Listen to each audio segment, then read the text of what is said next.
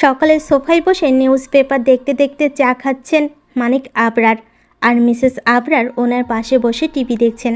হঠাৎ calling bell বাজতেই ভোর কুঁচকে দরজার দিকে তাকালেন মানিক আবরার। মিসেস আবরার উঠে ওনাটা ঠিক করে দরজা খুলতে গেলেন। দরজা খুলে সামনে দাঁড়িয়ে থাকা ব্যক্তিকে দেখে চমকে উঠলেন উনি। চোখ দুটো ছলছল করে উঠল। ওনার সামনে ওনার ছেলে আর্যেন দাঁড়িয়ে আছে। আর্যেন হেসে মিসেস আবরারকে জড়িয়ে ধরে বলল, কেমন আছো? মিসেস আবরার আর্যেনকে ছাড়িয়ে নিয়ে উল্টো ঘুরে অভিমানী কণ্ঠে বলল, ছাড় আমায়, এতদিন পরে সে ঢং দেখাচ্ছে। আর্যেন ওর মাকে পেছন থেকে জড়িয়ে ধরে বলল। এতদিন পর এলাম, তাও এভাবে কথা বলছো? মিসেস আবরার আবার ওকে ঝাড়া দিয়ে ছাড়িয়ে নিয়ে বলল, কে বলেছে আসতে? চলে যা। আর্যেন মুখ ফুলিয়ে বলল। সত্যিই চলে যাব? মিসেস লিমা এবার ঘুরে আর্যেনের গালে একটা থাপ্পড় মেরে দিয়ে বলল, বাদর ছেলে, নিজের বাড়ি নিজের ঘর ছেড়ে এতগুলো বছর ধরে বাইরে পড়ে আছিস। কোথায় আমি রাগ করব তা না, উনি নিজেই রাগ করছে। আর্যেন হেসে ওনাকে জড়িয়ে ধরে বলল। I miss you. মিসেস আবরারও আর্যেনকে জড়িয়ে ধরে বলল। হ্যাঁ তাই তো, এতদিন পর আসার ইচ্ছা হলো। আর্যেন মিসেস আবরারের দুই কাঁধে হাত রেখে বলল, ভেতরে যেতে দেবে না নাকি এখান থেকেই ফেরত পাঠিয়ে দেবে? মিসেস আবরার ওর কান টেনে ধরে বলল। মারবো এক থাপ্পড়, ভেতরে চল। মিসেস আবরার ভেতরে যেতে যেতে বললেন, এই যে শুনছো, দেখো কে এসেছে। মানিক আবরার পেপার নামিয়ে ভুরকুচকে বলল। কে এসেছে? মিসেস আবরার খুশি হয়ে বললেন। এই দিকে দেখো। মানিক আবরার ঘুরে তাকিয়ে অবাক হয়ে গেলেন। অবাক হয়ে দাঁড়িয়ে গেলেন। আর্যেন মাথা নিচু করে দাঁড়িয়ে আছে। মানিক আবরার গলাটা ঝেড়ে গম্ভীর কণ্ঠে বললেন, তো এতদিনে আসতে ইচ্ছে হলো? আর্যেন মাথা নিচু করেই বলল। না এলে খুশি হতে মনে হয়। মানিক আবরার শক্ত কণ্ঠে বলল। হ্যাঁ, এটাই তো পারো উল্টো বুঝতে। নিজের বাবার একটা থাপ্পড় এতটা গায়ে লাগলো তোমার? আর্যেন মানিক আবরারের দিকে তাকিয়ে বললেন, তোমার অধিকার আছে আমাকে থাপ্পড় মারার, কিন্তু আমাকে বোঝাটাও কি তোমার কর্তব্য ছিল না? মানিক আবরার এবার মাথা নিচু করে একটা শ্বাস ফেলে বললেন, আমার ভুল ছিল, কিন্তু ভুলটা শুধরে নেওয়ার একটা সুযোগ তো দেবে। তা না করে সম্পূর্ণ যোগাযোগ বন্ধ করে দিয়েছো। আর্যেন এবার মুখ ছোট করে মাথা চুলকে বলল। আচ্ছা সরি। মানিক আবরার মুখে হাসি ফুটিয়ে আর্যেনকে এসে জড়িয়ে ধরে বলল। আমিও সরি, আমার তোমার ইচ্ছেকে গুরুত্ব দেওয়া উচিত ছিল। মিসেস আবরার খুশি হয়ে বলল।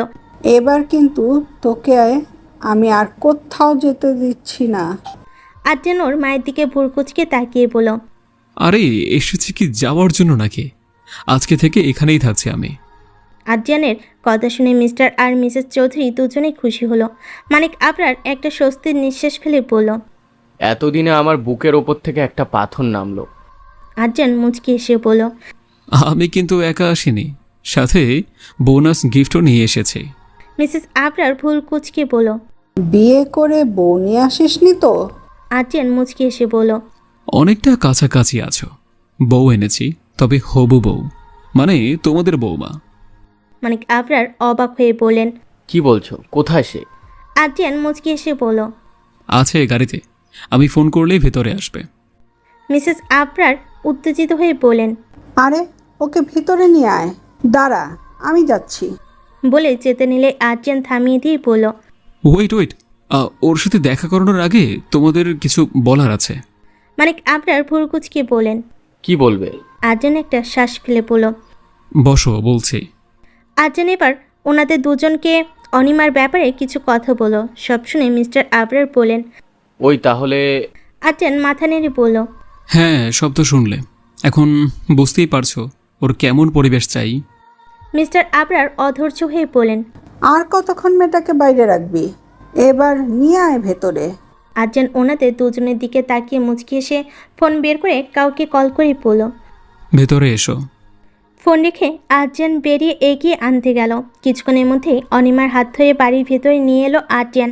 মানিক আবরার আর মিসেস আবরার দুজনে অবাক হয়ে তাকিয়ে রইল। অনিমা ওনাদের দুজনকেই সালাম দিল। মিসেস আবরার অনিমার সামনে এসে ওর থুতনি ধরে বলল। এইরকম একটা মিষ্টি মেয়েকে তো আমার আদ্রিয়ানের জন্য চাইছিলাম আমি, একদম আমার মনের মতো। বলে অনিমার কপালে একটি চুমু দিয়ে বলল। সব ঠিক আছে তো মা? আমার ছেলেকে নিয়ে কোনো অভিযোগ নেই তো? মিসেস আবরারের এসব কথায় বেশ লজ্জা লাগছে অনিমার, তবুও নিচু কণ্ঠে জবাব দিল। না আন্টি। মিসেস আবরার ভুরু কুঁচকে বলল, আন্টি কি? হ্যাঁ, আদ্রিয়ানের মা মানে তো তোমার মা, তাই আজ থেকে আমাকে মা বলেই ডাকবি। আজ থেকে তো তুই আমার মেয়ে। অনিমা অবাক হয়ে তাকিয়ে রইল। কাউকে মা বলে ডাকার সৌভাগ্য এর আগে ওর হয়নি।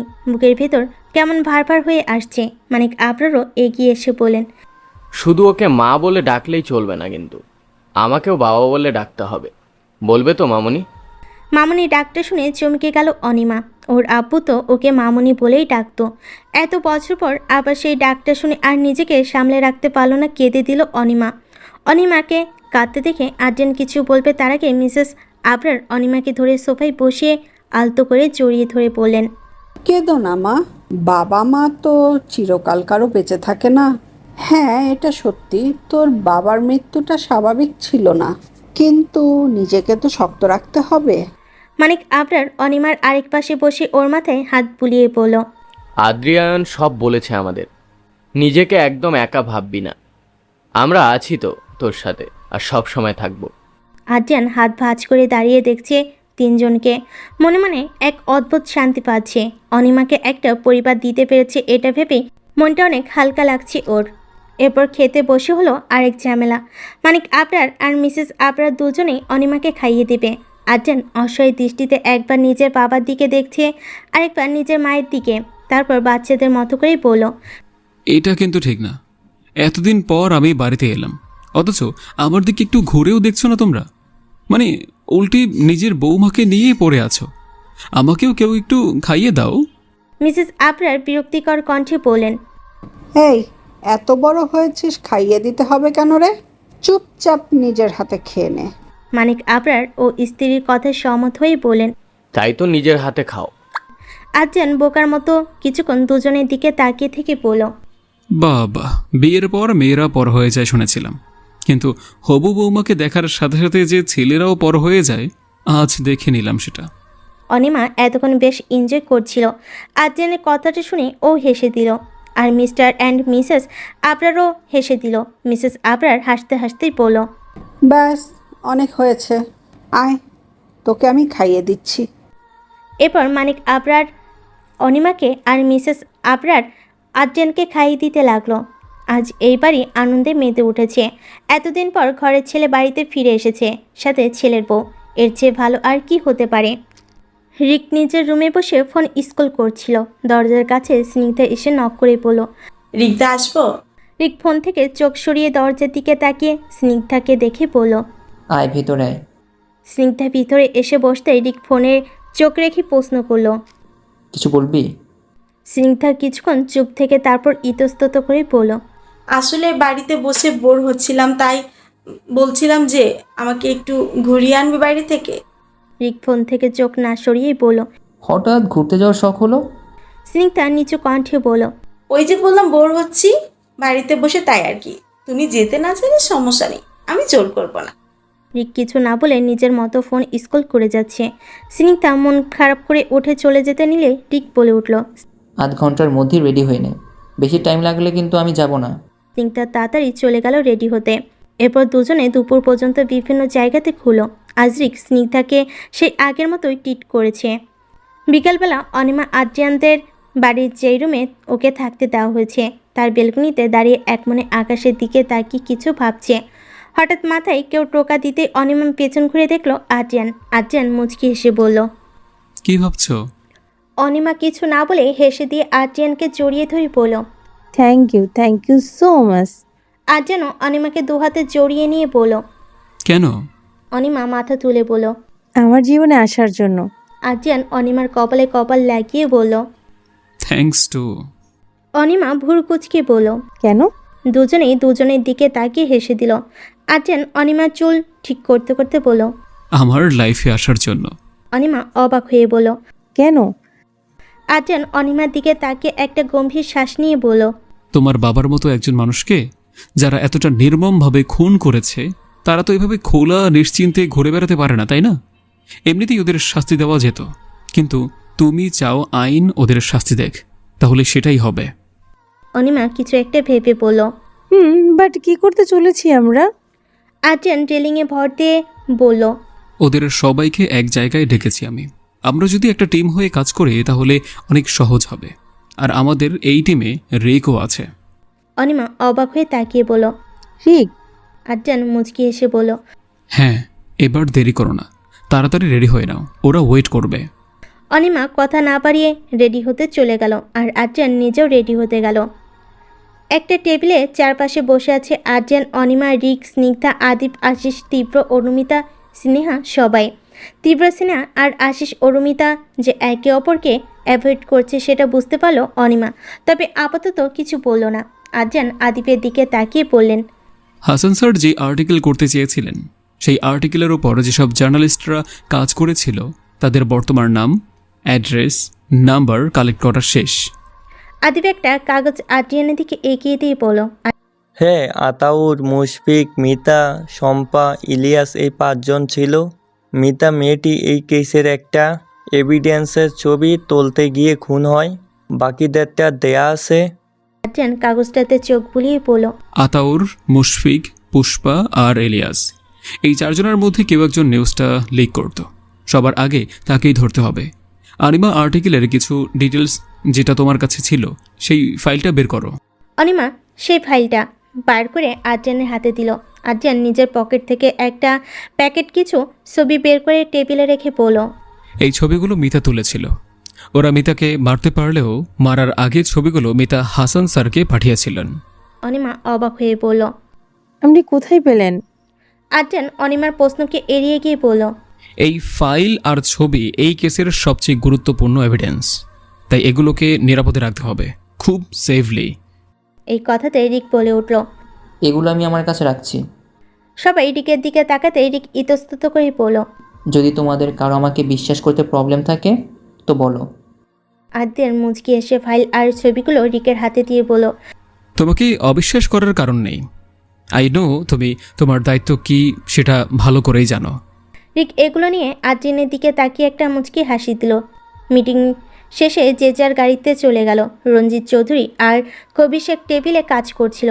রিক সোজা গিয়ে ওই টেবিলের উপর ওই ফাইল আর ছবিগুলোর প্যাকেট দুটোই ঠাস করে রাখলো। আওয়াজ পেয়ে দুজনেই তাকালেন টেবিলের দিকে। টেবিলে ফাইল আর প্যাকেটটা দেখে মিস্টার রঞ্জিত আর কবি শেখ রিকের দিকে তাকালেন। মিস্টার রঞ্জিত ভুরু কুঁচকে বললেন।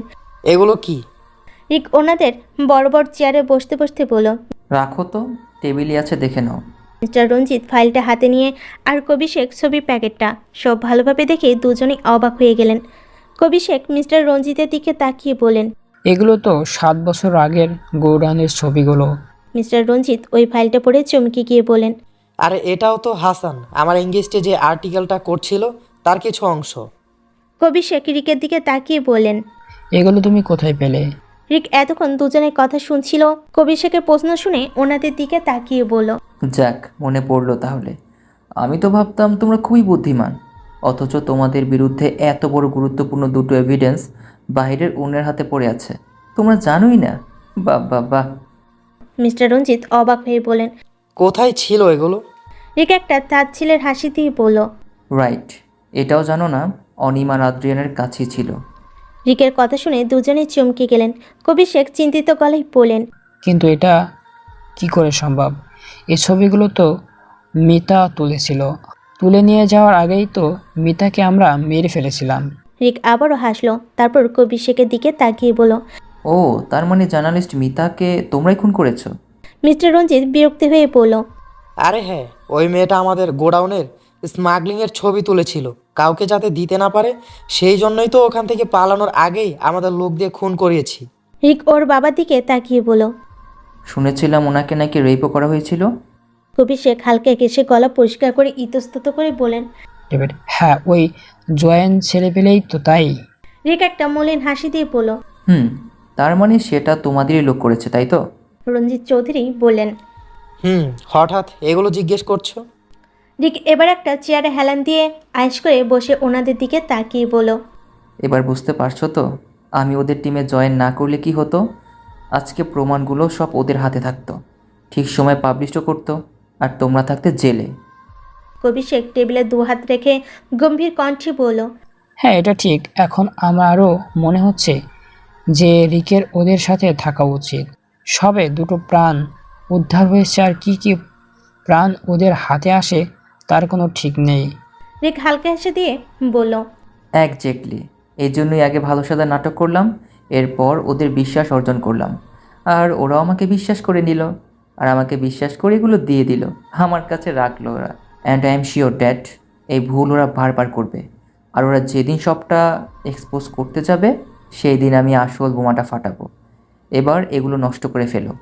কবির শেখ আর রঞ্জিত চৌধুরী ফাইলটা আর ছবিগুলো আগুন দিয়ে জ্বালিয়ে দিল, আর রিক বাঁকা হেসে জ্বলন্ত আগুনের দিকে একদৃষ্টিতে তাকিয়ে রইল। দুটো দিন কেটে গেছে। অনিমাও নতুন করে অফিসে জয়েন করেছে। আদ্রিয়ানের বাবা মায়ের স্নেহ, যত্ন আর আদ্রিয়ানের ভালোবাসায় বেশ ভালোই দিন কাটছে অনিমার। এর মধ্যে আদ্রিয়ানের বিয়ে ঠিক হচ্ছে, আর মেয়ে আদ্রিয়ানের বাড়িতেই আছে শুনে আদ্রিয়ানের ফুপি চলে এলেন ওদের বাড়িতে বউ দেখতে। এসে অনিমাকে বাড়িতে না পেয়ে মিসেস আবরারের কাছ থেকে ইনিয়ে বিনিয়ে অনিমার সম্পর্কে ছোটোখাটো পিএইচডিও করে নিলেন আর কি। অনিমা অফিস থেকে আদ্রিয়ানের বাড়িতে আসতে আসতে প্রায় 8টা বেজে গেল। এসে কলিং বেল চাপতে মিসেস আবরার দরজা খুলে অনিমাকে দেখে মুচকি হেসে বলল, এসে গেছিস, আয় ভেতরে আয়। অনিমা এসে ভেতরে ঢুকতেই সোফায় একজন মহিলাকে বসে থাকতে দেখে মিসেস আবরারের দিকে তাকালো। মিসেস আবরার বললেন, ইনি আমার বড় ননদ, আদ্রিয়ানের ফুপি। অনিমা মুখে হাসি ফুটিয়ে ওনাকে সালাম দিল। উনি সালাম নিলেন, তবে মুখভঙ্গি দেখে মনে হলো অনিমার উপর খুব বিরক্ত। অনিমা বুঝতে পেরেও কিছু বলল না। মিসেস আবরার অনিমাকে বলেন, যা গিয়ে ফ্রেশ হয়ে আয়, ক্লান্ত হয়ে আসছিস নিশ্চয়ই। অনিমা চুপচাপ উপরে চলে গেল ফ্রেশ হতে। ব্যবসা গরম পড়েছে, তাই একেবারে শাওয়ার নিয়ে চুল শুকিয়ে তারপরে নিচে গেল। নিচে গিয়ে দেখে মানিক আবরার, মিসেস আবরার আর আদ্রিয়ানের ফুপি সোফায় বসে আছে। অনিমা গিয়ে দাঁড়াতে মিসেস আবরার বললেন, আয় বস, তোর জন্য চা রেখে দিয়েছি, ঠান্ডা হয়ে যাবে, খেয়ে নাও। অনিমা বসতে নেবে, তখনই ফুপি চড়া গলায় বলেন, এ কেমন মেয়ে সেটাই ভাবছি আমি। কোথায় সন্ধ্যা সবাইকে চা খাওয়াবে তা নয়, উল্টো হবু শাশুড়ি মায়ের করে দেওয়া চাটা পায়ের উপর পা তুলে বসে খাবে। অনিমা আর বসলো না, মাথা নিচু করে দাঁড়িয়ে রইল। মানিক আবরার কিছু বলবে তার আগে মিসেস আবরার বলেন, কি সব বলছো আপা? মেয়েটা এত পরিশ্রম করে অফিস থেকে এসেছে, আর আমি তো সারাদিন বাড়িতেই ছিলাম, একটু চা করে খাওয়ালে ওকে ক্ষতি কি?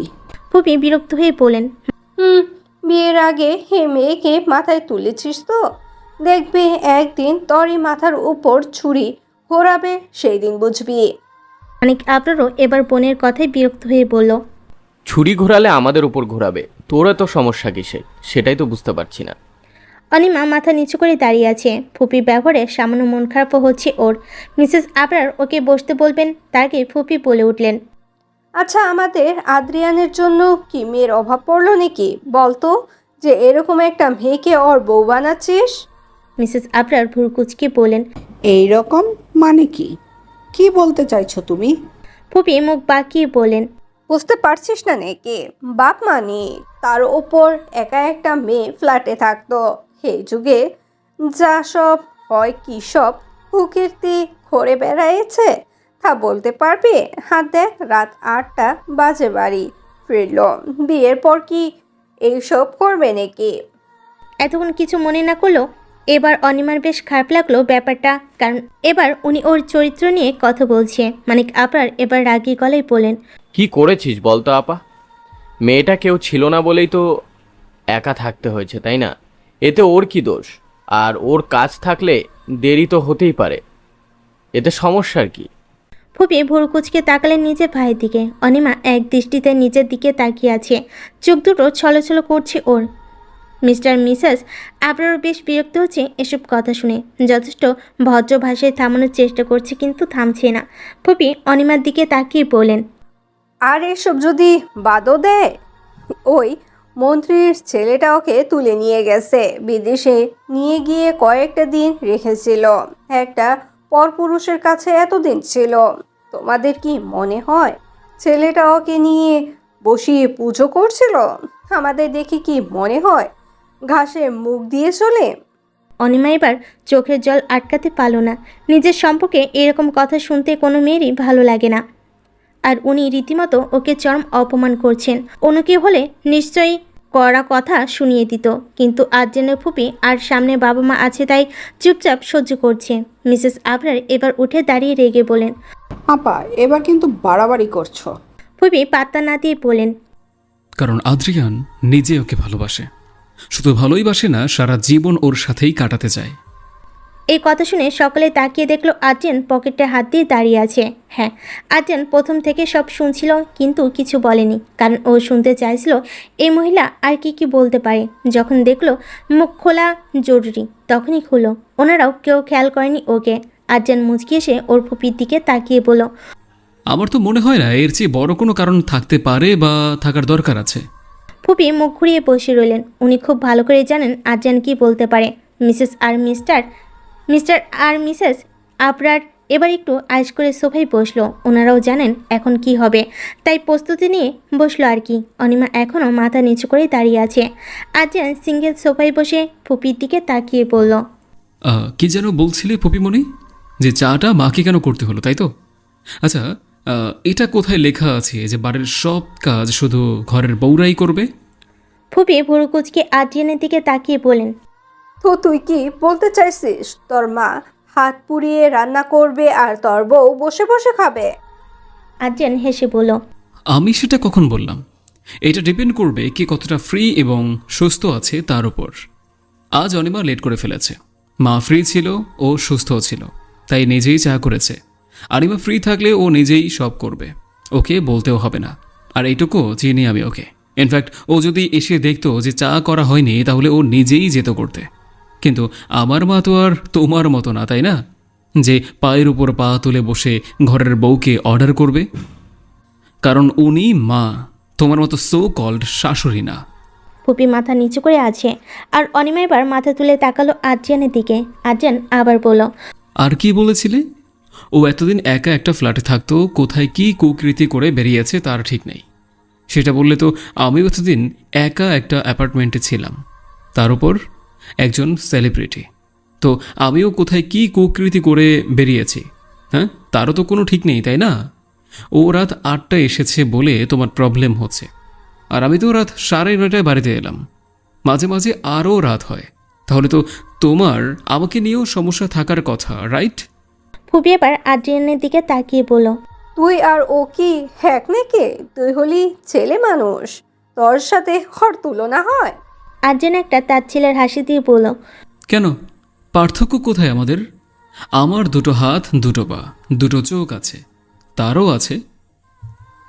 আমার হার্টবিট করে, ওরটাও করে। আমাকে একটা আঘাত করলে আমি যতটা ব্যথা পাবো, ওকে করলেও ও ঠিক ততটাই ব্যথা পাবে। কেটে গেলে দুজনের শরীর থেকেই রক্ত বেরোবে। তাহলে পার্থক্যটা কোথায়? আমার স্বাধীনভাবে নিজের মতো করে বাঁচার অধিকার যতটা আছে ততটাই ওরও আছে। তাহলে যেটা ভুল সেটা দুজনার জন্যই ভুল। ছেলে বা মেয়ে হওয়াতে ভুলটা ঠিক আর ঠিকটা ভুল হয়ে যায় না। তোমাদের মতো এরকম চিন্তাধারার মানুষের জন্যই ছেলেরা এটা মনে করে যে ওরা যা খুশি তাই করতে পারে, আর মেয়েরা ওদের ইচ্ছে মতো ওদের কাঠ পুতুল হয়ে থাকবে।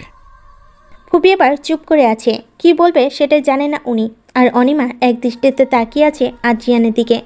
আর্জিয়ান একটা শ্বাস ফেলে বলল, আর ও কোনো অন্য ছেলের সাথে এতদিন ছিল, এতে যদি আমার কোনো সমস্যা না হয় তাহলে তুমি বলার কে এখানে? হ্যাঁ, ওর সাথে সংসার কি তুমি করবে? যাই হোক, আমার হবু দেখতে এসেছিলে, দেখা হয়ে গিয়েছে। আশা করি কালকে সূর্য ওঠার পরেই নিজের বাড়ি চলে যাবে তুমি। ফুপি রেগে প্লাস অবাক হয়ে বললেন, আদ্রিয়ান, এটা কিন্তু আমারও বাড়ি। আর্জেন ওনার দিকে তাকিয়ে বলল, মোটেও না। দাদু মারা যাওয়ার পর তুমি তোমার পাওনা প্রপার্টির টাকা চেয়ে নিয়ে গিয়েছ। সো এই বাড়ির উপর তোমার কোনো অধিকার আইনত নেই। তবু আত্মীয় হিসেবে যেটুকু সম্মান দেওয়া হয়, নিজের দোষে নিজের সেই সম্মানটুকুও হারাচ্ছ। তোমার জন্য অকারণে আমার বউয়ের চোখ দিয়ে জল বেরোবে, সেটা অন্তত আমি মেনে নেব না। ফুপি রাগী কণ্ঠে বলেন, বউ না হয়ে আসছে, শাসন না করে এভাবে আহ্লাদ দিচ্ছিস তো পরে বুঝবি। বউয়ের নিজের হাতে রাখতে পারছিস না, কেমন পুরুষ মানুষ তুই। আর্জেন হেসে বলল, কে বলেছে শাসন করি না? খেতে না চাইলে ধমকে জোর করে খাওয়াই, অনিয়ম করলে বকি, নিজের অযত্ন করলেও বকাবকি করি। এছাড়া ও আর তেমন কিছু করে না, যার জন্য শাসন করতে হবে। আর আহ্লাদের কথা বলছো? আমারই তো বউ, আমি আহ্লাদ না দিলে কে আহ্লাদ দিবে শুনি? আর হ্যাঁ, বউ কোনো প্রপার্টি বা গৃহপালিত পশু না যে ওকে হাতে রাখতে হবে। ও আমার লাইফ পার্টনার, আমার সহধর্মিণী। ওকে হাতে না পাশে রাখাটাই সবচেয়ে জরুরি, আর ও সেটা সবসময়ই আছে। আর যারা নিজের বউয়ের পায়ে শিকল পরিয়ে নিজের নিয়ন্ত্রণে রাখাকে পুরুষত্ব মনে করে, তাদের চেয়ে বড় লুজার আর কাওয়ার্ড দুনিয়াতে দুটো নেই বলে মনে করি আমি। And I am not a loser or coward. বলে উঠে অনিমার হাত ধরে ওখান থেকে সিঁড়ি দিয়ে সোজা উপরে নিয়ে গেল। অনিমার সেদিকে ধ্যান নেই, ও এক দৃষ্টিতে তাকিয়ে আছে আদ্রিয়ানের দিকে। আজ আরেকবার নতুন করে প্রেমে পড়ে গেল ওর। এরকম করে কজন ছেলে চিন্তা করতে পারে? সত্যি ও খুব লাকি যে ওর কাছে আদ্রিয়ান আছে। এরকম একজন মানুষ যার পাশে থাকে, তার আর কিছু চাওয়ার থাকতে পারে না। অনিমা বেডে বসে মাথা নিচু করে মুড অফ করে আছে, যেটা আদ্রিয়ানের একটু ভালো লাগছে না। কিন্তু কিছু বলছেও না, ও চুপচাপ বসে আছে। কিছুক্ষণ পর আদ্রিয়ান অনিমার দিকে তাকিয়ে বলল, অনি প্লিজ এভাবে মুড অফ করে বসে থেকো না, আমার ভালো লাগছে না। অনিমা কিছু না বলে জাস্ট একটু নড়ে বসলো, তবে ওর মুখটা বিষণ্ণতা এখনও স্পষ্ট। আদ্রিয়ান এবার এগিয়ে বসে অনিমার থুতনি ধরে ওর মুখ উঁচু করে ধরল। তারপর কপালের চুলগুলো কানের পিছে গুজে দিয়ে বলল, অনেকে কি বললো না বললো তাতে আমাদের কিচ্ছু যায় আসে না। তুমি নিজের কাছে ক্লিয়ার, আমি জানি তুমি কি আর কেমন। হ্যাঁ, তাহলে অন্য একজনের কথায় তুমি কেন কষ্ট পাচ্ছ? অনিমা মাথা নিচু করে ভাঙ্গা গলায় বলল, এখানে ফুপির কোনো দোষ নেই। আমার সাথে যা যা হয়েছে তাতে ওনাদের আমাকে নিয়ে এরকম ধারণা তৈরি হওয়ার স্বাভাবিক। ভাগ্যের জোরে কয়েকবার হয়তো বেঁচে গেছি, কিন্তু হতেও তো পারতো, তাই এসব ভাবা স্বাভাবিক। আদ্রিয়ান অনিমাকে ছেড়ে বলল, না, স্বাভাবিক না। কেন মেয়েরা বাড়ির বাইরে একটা রাত কাটিয়ে আসলেই এটা মনে করা হয় যে মেয়েটা উল্টাপাল্টা কিছু করেছে, বা ওর সাথে উল্টাপাল্টা কিছু হয়েছে? কেন? হ্যাঁ, কেন? কি জন্য? মেয়েদের কি নিজের মতো চলাফেরা করার স্বাধীনতা নেই নাকি? আর যদি এমন কিছু হয় তো তাহলে then I just don't care, because I trust you and I love you. Anima কিছু একটা ভেবে আদ্রিয়ানের দিকে তাকিয়ে বলল, এত ফ্রিডম দিচ্ছেন, আমি যদি সত্যি ভুলভাল কিছু করে বেড়াই তাহলে? আদ্রিয়ান মুচকি এসে অনিমার মাথায় চাটা মেরে বলল, কি বলো তো জান পাখি, তোমার যদি এরকম কিছু করার 1%ও চান্স থাকতো তাহলে আমি তোমাকে ঘরে আটক করে রেখে দিতাম। অনিমা আদ্রিয়ানের কাঁধে কোনোয় ভর দিয়ে বলল, তবুও ছাড়তেন না আমায়? আদ্রিয়ান মুচকি এসে অনিমাকে এক হাতে জড়িয়ে ধরে বলল, ভালোবাসলে ছেড়ে দেওয়া যায় না জান পাখি। ভালোবাসার মানুষটার মধ্যে দোষগুলোকেও ভালোবেসে ঠিক করে নিতে হয়, বুঝলে? অনিমা মুচকি আসলো। কিছু মনে পড়তে মাথা তুলে আদ্রিয়ানের দিকে তাকিয়ে বলল, একটা কথা বলার ছিল আপনাকে। আদ্রিয়ান ভুর কুচকে বলল।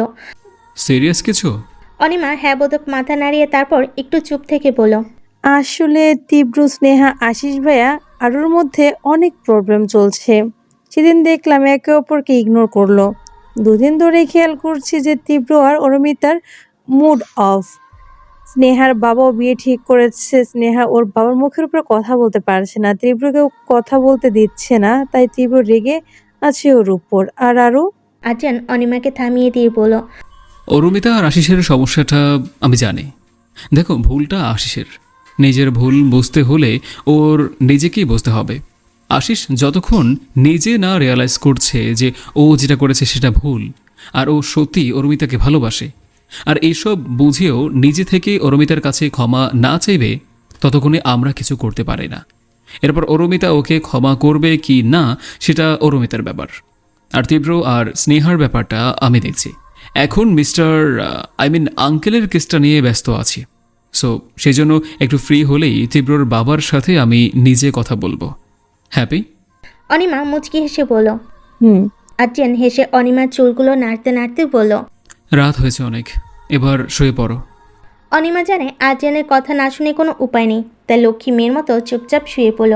আদ্রিয়ান মুচকি এসে অনিমার মাথায় হাত বুলিয়েই পড়ল। চোখ বন্ধ। আদ্রিয়ানের কথা অনুযায়ী অনিমা চোখ বন্ধ করে ফেল, আর আদ্রিয়ান ওর মাথায় হাত বুলিয়ে দিতে লাগলো। বেশ কিছুক্ষণ পর আদ্রিয়ান খেয়াল করলো অনিমা ঘুমিয়ে পড়েছে। আদ্রিয়ান অনিমার ঘুমন্ত মুখের দিকে কিছুক্ষণ তাকিয়ে থেকে ওর গায়ে চাদর টেনে দিয়ে চলে গেল নিজের রুমে। পার্টি অফিস থেকে কাজ সেরে বলে বাড়ি ফিরছে রিক। হঠাৎ মনে হলো যে স্নিগ্ধার তো এখনই হসপিটাল থেকে ফেরার কথা, একই রাস্তা দিয়ে যখন যাচ্ছে তখন ওকে নিয়েই ফিরুক।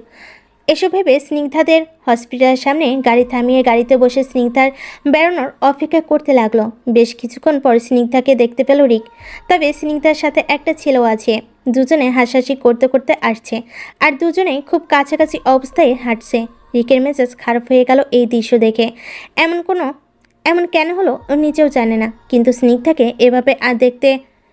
স্নিগ্ধাকে এভাবে দেখতে ওর মোটেও ভাল লাগছে না। রিক গাড়ি থেকে নেমে গাড়ির সাথে হেলান দিয়ে দাঁড়িয়ে রইল। গেটের কাছে এসে ছেলেটা স্নিগ্ধাকে এক হাতে হালকা করে হাঁক করে বিদায় দিল। এতে রিকের আরও রাগ হলো। গেট থেকে বেরিয়ে রিককে দেখে স্নিগ্ধা বেশ অবাক হয়ে গেল, সাথে খুশি হলো। এগিয়ে গিয়ে বলল, আরে রিকদা, তুমি এখানে? রিক সানগ্লাসটা খুলে ইতস্তত কণ্ঠে বলল, ওই এই পথ দিয়ে ফিরছিলাম, তোকে দেখতে পেয়ে গাড়ি থামালাম, চল গাড়িতে ওঠ। স্নিগ্ধা মুচকি হেসে মাথা নেড়ে গাড়িতে উঠে বসলো। রিক গাড়িতে উঠে গাড়ি স্টার্ট দিল। বেশ অনেকক্ষণ দুজনে চুপ ছিল। নীরবতা ভেঙে রিক বলে উঠল, ছেলেটা কে ছিল? স্নিগ্ধা অবাক হয়ে বলল, কোন ছেলেটা বলো তো? রিকের এবার গা জ্বলে যাচ্ছে রাগে। কোন ছেলে মানে কি? কটা ছেলের সাথে ঘুরে এই মেয়ে, তাই বিরক্ত হয়ে বলল, যে ছেলেটার সাথে হাসতে হাসতে গেট পর্যন্ত এলি, কে ও? স্নিগ্ধা হেসে বলল, ও আচ্ছা, ওর কথা বলছো? ও তো আমার ক্লাসমেট। রিক ভুরুকুচকে সামনে তাকিয়ে ড্রাইভ করতে করতে বলল, তো ক্লাসমেট এমন কি যোগ শোনালো যে হাসতে হাসতে গায়ে ঢলে পড়ছিলি তুই? স্নিগ্ধা এবার নিজেও বিরক্ত হয়ে রিকের দিকে তাকিয়ে বলল, আজও গায়ে ঢলে পড়বো কেন? হ্যাঁ, ওই ক্লাসে হওয়ার একটা ঘটনা নিয়ে কথা বলছিলাম। রিক বিড়বিড় করে বলল। হ্যাঁ, সে তো দেখতেই পাচ্ছিলাম। স্নিগ্ধা এবার হাত ভাঁজ করে চিটে হেলান দিয়ে বলল, আচ্ছা, তোমার তাতে কি বলো তো? স্নিগ্ধার প্রশ্নে রিক নিজেও চমকে গেল। ঠিকই তো, ওর কি সমস্যা এতে? ও কেন এত প্রশ্ন করছে, এত রাগ কেন করছে? স্নিগ্ধা যা খুশি করুক, এসব নিয়ে ও ভাবছে কেন? তবুও পরিস্থিতি সামাল দিতে বলল, থাকিস তো আমাদের বাড়িতেই, উল্টাপাল্টা কিছু করলে দায়িত্ব সেই আমাদের ঘাড়েই পড়বে, তাই না? স্নিগ্ধা কিছু বলল না, জানলাতে বাইরে তাকিয়ে রইল। রিকও কিছু না বলে ভুরকুচকে ড্রাইভিংয়ে মন দিল। আজ অফ ডে, তাই আর্যেন বা অনিমাকেও অফিসে যায়নি। বিকেলে আর্যেন নিচে নেমে এসে দেখে মিস্টার অ্যান্ড মিসেস আবরার সোফায় বসে আছে। আর্যেন হেসে সোফায় গিয়ে বসে বলল, কি ব্যাপার মিস্টার অ্যান্ড মিসেস, কি নিয়ে এত মিটিং চলছে শুনি? মানিক আবরার বলেন, এই যে রকস্টার বাবু, খুব তো বউ নিয়ে বউ নিয়ে চলে এলে। এবার তো সত্যি সত্যি বিয়েটা করতে হবে নাকি? মিসেস আবরার ও সম্মতি জানিয়ে বলেন, দেখ তোর ফুপুমণি কী সব বলে গেল। হ্যাঁ, আমি জানি কে কি বললো না বললো, এতে তোর কিছু যায় আসে না। ইনফ্যাক্ট আমাদেরও যায় আসে না, কিন্তু তোকে কেউ কিছু বলার সাহস না পেলেও আমাকে কেউ ছেড়ে দেবে না। ওকে রোজ বাইরে বেরোতে হয়। তুই তো জানিস আমাদের সমাজটা কেমন, আর ওকে কি কি শুনতে হতে পারে। আর্যেন এবার চুপচাপ কিছুক্ষণ ভাবলো, তারপর ওনাদের দিকে বলল, ইউ আর রাইট, বাট এখন যে পরিস্থিতি, তাতে বিয়ের মতো ঝামেলা করে সময় নষ্ট করা যাবে না। এখন প্রতিটা সেকেন্ড খুবই ইম্পর্টেন্ট আমাদের জন্য। তোমাদের তো বলেছি, তাই না? মানিক আবরার বলেন, বুঝতে পেরেছি। বিয়েটা আপাতত নাই বা করলে, বাট এঙ্গেজমেন্টটা তো হয়ে যাওয়া ভালো, তাই না? আর্যেন মুচকি এসে বলল, ফাইন, তোমরা চাইলে তাই হবে। মিসেস আবরার খুশি হয়ে বলেন, তাহলে ডেটটা ফিক্সড করে ফেলি। মানিক আবরার উপরের দিকে তাকিয়ে বলেন, কিন্তু যাকে নিয়ে এত কথা সে কই? মামনি কোথায় আদ্রিয়ান? আর্যেনও একবার উপরের দিকে তাকিয়ে বলল, একটু ঘুমাচ্ছে। আসলে আমি জোর করে ঘুম পাড়িয়ে দিয়েছি, দুপুর থেকেই অসুস্থ ছিল। মিসেস আবরার উত্তেজিত হয়ে বলেন, কি বলছিস? কি হয়েছে? আর্যেন ওনাদের আশ্বস্ত করে বলল, আরে এত হাইপার হওয়ার কারণ নেই, আসলে একটু মাথা ব্যথা করছিল আর শরীর গরম ছিল হালকা। এমনিতেই সহজে ছুটি পায় না। মাঝখানে কয়েকদিন এত প্রেশার গেছিল ওর ওপর দিয়ে, তার উপর ওর হেলথ কন্ডিশনও ভালো নেই। জোর না করলে একটুও রেস্ট করতে চায় না। মিসেস আবরার উপরের দিকে একবার তাকিয়ে বলেন, থাক, ঘুমক। আজ ওকে আর নিচে নামতে দিস না। সন্ধ্যার পর কফি পাঠিয়ে দেবো উপরে। ভালো, একটু ঘুম দিয়ে কফি খেলে ভালো লাগবে ওর। আদ্রিয়ান কিছু না বলে ওর মায়ের মুখের দিকে তাকিয়ে মুচকি আসলো। ওর মাঝে মাঝে নিজেকে খুব ভাগ্যবান মনে হয় এটা ভেবে যে একজন পুরুষের জীবনে সবচেয়ে গুরুত্বপূর্ণ মানুষ হলো মা আর স্ত্রী, একজন জন্মদাত্রী আর একজন জীবন সঙ্গিনী। আর ওর জীবনে এই দুজন মানুষেরই কোনো তুলনা হয় না। এরা দুজনেই নিজের নিজের জায়গায় একেবারে পারফেক্ট আর অসাধারণ। এরকম মা আর এরকম স্ত্রী পাওয়া যে কোনো পুরুষের জন্য ভাগ্যর ব্যাপার। মিস্টার রঞ্জিত ঘরে বসে ল্যাপটপে কাজ করছিলেন। রিক দরজার কাছে এসে বলল, ড্যাড আসবো? মিস্টার রঞ্জিত ল্যাপটপ থেকে চোখ সরিয়ে চশমা ঠিক করে রিকের দিকে তাকিয়ে বলেন, হ্যাঁ এসো। রিক ভিতরে ঢুকে মিস্টার রঞ্জিতের বরাবর বেডে বসলো। মিস্টার রঞ্জিত রিকের দিকে তাকিয়ে বলল, কিছু বলবে? রিক একবার দরজার দিকে তাকিয়ে আবার মিস্টার রঞ্জিতের দিকে তাকিয়ে বলল, মামাকেও ডেকেছি, মামা আসুক তারপরে বলছি। মিস্টার রঞ্জিত কিছু না বলে কাজে মন দিল। কিছুক্ষণ পর কবি শেখ এসে বেডের অন্য সাইডে বসে বলেন, বাবাই কিছু বলবে বলেছিল। রিক এবার দুজনের দিকে তাকিয়ে বলল, হাসান কোতোয়ালের আর্টিকেলটাতে যে 5 জন জার্নালিস্ট কাজ করতেন তার মধ্যে একজন তোমাদের হয়ে কাজ করত, সে কে? মিস্টার রঞ্জিত ভুরু কুচকে বলল। সেটা জেনে তুমি কি করবে? রিক এবার বিরক্ত হয়ে বলল, কারণ আজ যেন ওই 4 জনকে খুঁজে পেতে বেশি সময় লাগবে না, আর পেট থেকে কথা বের করতেও খুব ভালো করেই জানে, তাই তোমাদের ভালোর জন্যই বলছি। কবি শেখ একটু চিন্তিত কণ্ঠে বলল, বাবাই কিছু বলবে বলছিল। যদি ওকে খোঁজ পাই তো বড় একটা সমস্যা হয়ে যাবে, খুব গুরুত্বপূর্ণ একটা সাক্ষীও। রিক কবি শেখের দিকে তাকিয়ে বলল, এই জন্যই তো বললাম সব তোমাদের, এবার দেখো কি করতে পারো। মিস্টার রঞ্জিত চৌধুরী বলেন, কবির আদর কোথায় আছে এখন? যত তাড়াতাড়ি সম্ভব ওকে দূরে পাঠিয়ে দাও।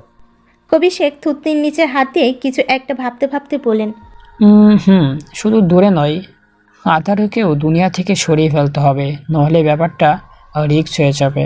রিক ফুরুকুচকে বলল, তার মানে জার্নালিস্ট আতিউর রহমান তোমাদের কাছে হাসান কোতোয়ালের আর্টিকেলগুলোর যত ইনফরমেশন ছিল সবগুলো লিক করতো। কবি শেখ মাথা হালকা নেড়ে বলেন, ও আমাদের কাছে সমস্ত সিক্রেট নিউজ লিঙ্ক করতো, আর তার বদলে আমরা ওকে টাকা দিতাম। রিক এবার লম্বা একটা শ্বাস ফেলে ধীর কণ্ঠে বলল, বুঝলাম। কবি শেখ উঠে দাঁড়িয়ে রিকের দিকে তাকিয়ে বলল, চোখ কান খোলা রেখে ওদের সাথে থাকো। আদ্রিয়ান আবরার জোহাইরের কিন্তু খুবই চালাক, ওর নজর এড়িয়ে কাজগুলো করা কিন্তু খুবই কঠিন। রিকো উঠে দাঁড়িয়ে হালকা হেসে বলল, আমি জানি সেটা। এইটুকু বলে রিক চলে গেল মিস্টার রঞ্জিতের রুম থেকে। মিস্টার রঞ্জিত আর কবি শেখ নিজেদের ভাবনায় ব্যস্ত হয়ে পড়লেন। কারোর আলতো ডাকে অনিমার ঘুম ভেঙে গেল। আস্তে আস্তে চোখ খুলে তাকিয়ে দেখে মিসেস আবরার মুচকি এসে তাকিয়ে আছে ওর দিকে, আর আদ্রিয়ান পেছনে হাত ভাঁজ করে দাঁড়িয়ে আছে। অনিমা আস্তে করে উঠে বসে চুলগুলো হাত দিয়ে ঠিক করে বলল, কি হয়েছে মা, কিছু বলবে? আমাকে ডেকে নিতে? মিসেস আবরার অনিমার মাথায় হাত বুলিয়ে বলল, কেমন লাগছে এখন? অনিমা মুচকি এসে বলল, আমার আবার কি হবে, I am super fit. Adrian এবার এসে বেডে বসতে বসতে বলল, হ্যাঁ, তা তো দেখাই যাচ্ছে কত ফিট। ঠিক করে কথা বলতে পারছে না, একটা সেন্টেন্স কমপ্লিট করতে 4 বার শ্বাস নিতে হচ্ছে, সে আবার ফিট। হ্যাঁ, অনিমা মুখ ফুলিয়ে আদ্রিয়ানের দিকে একবার তাকিয়ে তারপর মিসেস আবরারের দিকে তাকিয়ে বলল, দেখছো মা, তোমার ছেলে কিভাবে আমাকে টিস করছে?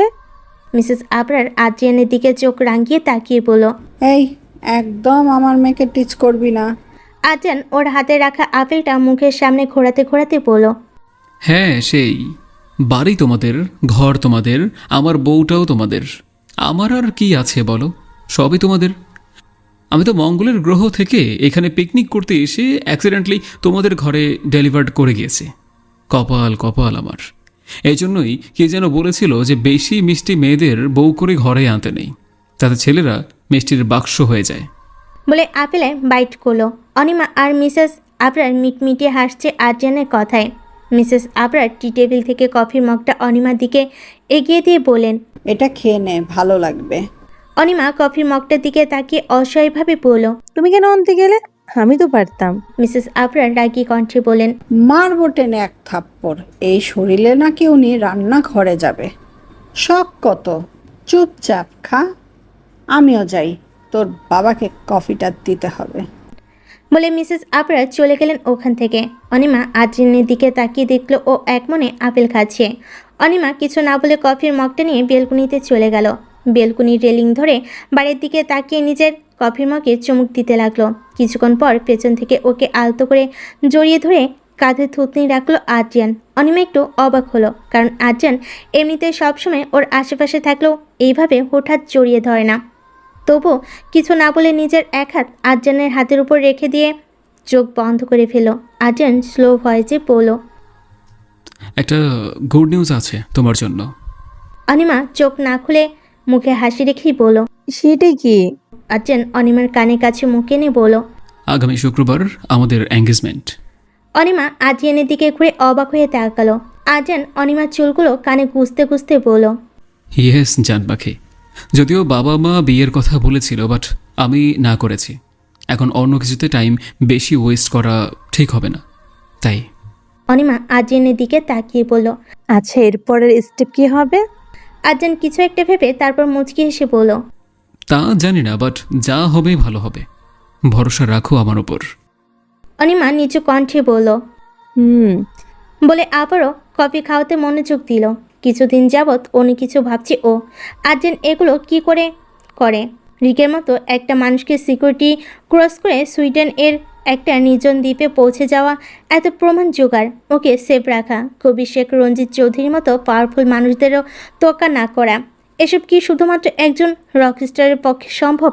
তবু কিছু জিজ্ঞেস করে না ও আদ্রিয়ানকে, হয়তো এই আশাই যে কোনো একদিন আদ্রিয়ান নিজেই ওকে সব বলবে।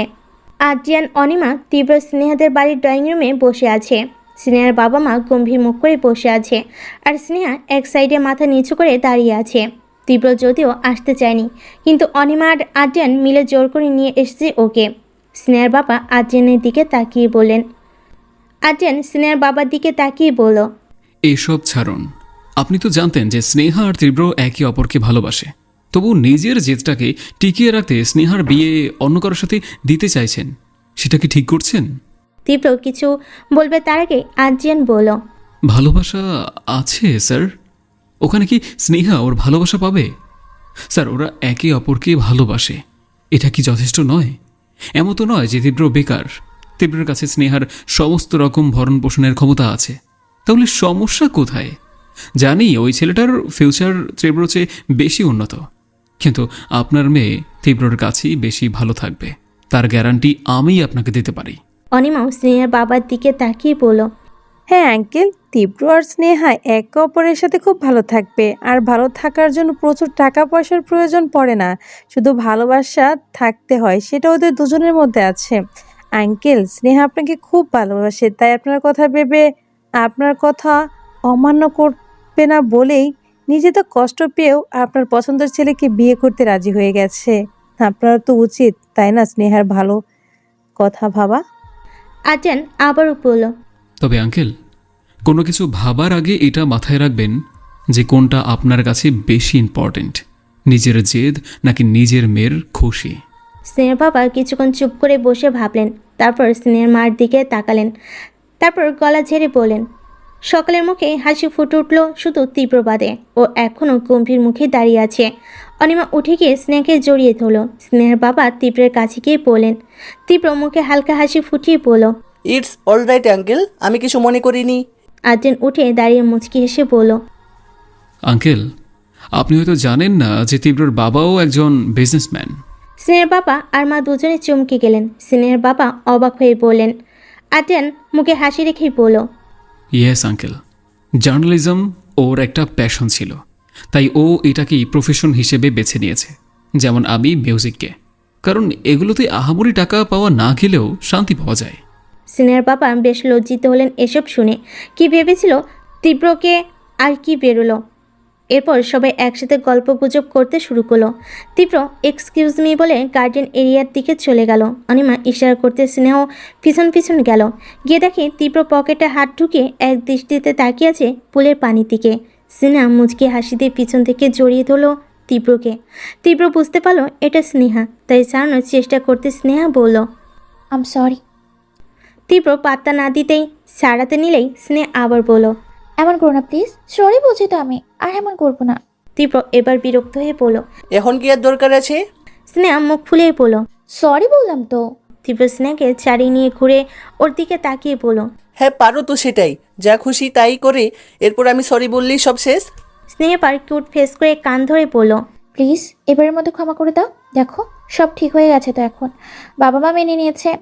It's time to celebrate. Please রাগ করে থেকে মোমেন্টটা নষ্ট করো না প্লিজ। তীব্র কোমরে হাত দিয়ে নিচের ঠোঁটটা কামড়ে ধরে চোখ সরিয়ে বিড়বিড় করে বলল। সার্চের ড্রামা কুইন। স্নেহা হেসে দিয়ে তীব্রকে শক্ত করে জড়িয়ে তুলল।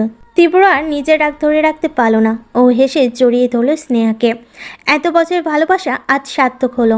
এখন আর ওদের মধ্যে কোনো বাধা নেই, আজ শুধু ভালোবাসা, অফুরন্ত ভালোবাসা। অনেকক্ষণ কথাবার্তা বলে স্নেহাদের বাড়ি থেকে ফিরে আসার সময় স্নেহা আর তীব্র দুজনে আদ্রিয়ান আর অনিমাকে হাত করে ধন্যবাদ জানালো, কারণ এসবের পেছনে পুরো কৃতিত্বই ওদের দুজনের। ওখান থেকে বেরিয়ে তীব্র ওর গাড়ি করে নিজেদের বাড়ি চলে গেল। আদ্রিয়ান আর অনিমা বাড়ির উদ্দেশ্যে রওনা হলো। গাড়িতে অনেকক্ষণ দুজনে চুপচাপ ছিল। কিছুক্ষণ পর অনিমা আদ্রিয়ানের দিকে তাকিয়ে মুচকি এসে বলল, থ্যাঙ্কস। আদ্রিয়ান ভুরুকুচকে একবার অনিমার দিকে তাকিয়ে আবার সামনের দিকে ড্রাইভ করতে করতে বলল, হঠাৎ থ্যাঙ্কস কেন? অনিমা সিটে হেলান দিয়ে আদ্রিয়ানের দিকে তাকিয়ে বলল, আপনার জন্যই আজ সবটা সম্ভব হলো। আপনি স্নেহার বাবাকে ওভাবে না বোঝালে উনি বুঝতেই পারতেন না। So thanks. আদ্রিয়ান হালকা হাসলো অনিমার কথায়, তারপর বলল, আমাদের মধ্যে আমার বা তোমার বলে কোনো শব্দ নেই, সবটাই আমাদের। আমার সব কিছুই তোমার আর তোমার সব কিছুই আমার। ইনফ্যাক্ট তুমি আমার আর আমি পুরোটাই তোমার। এইটুকু বলে অনিমার দিকে তাকাতেই অনিমা সাথে সাথে চোখ সরিয়ে নিল।